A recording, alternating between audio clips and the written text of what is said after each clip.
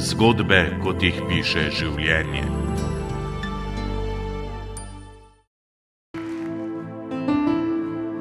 Najvišja vrsta poguma je kljubovati bolečini, živeti z njo in nikoli pokazati dragim, pa se kljub temu veseliti življenja in se zjutraj zbujati z navdušenjem nad dnevom, ki prihaja.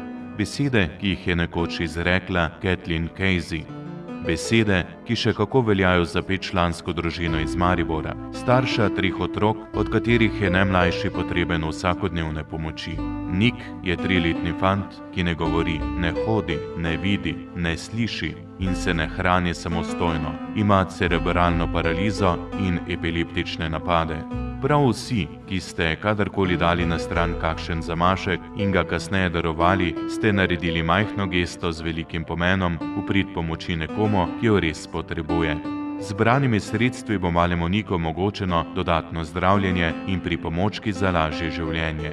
Življenje, ki ga danes drugačnega pozna Nikova mama Carmen. Biti mama ni kot služba, v kateri dnevno oddelaš svoj delovni čas. Biti mama je poslanstvo, ljubezen, katerega brezčasno in brezpogojno čuti vsak otrok. Biti mama pomeni veliko več, kot bi se lahko povedalo ali zapisalo z nebrojem besed. Gotovo pa je mama beseda, ki v svoji stvarni podobi vse življenje svojemu otroku daje največ. In včasih je dovolj le ena beseda za vse mame sveta. Hvala. To je beseda, ki je danes z majhno pozornostjo namenjena tudi Nikovi mami, Carmen.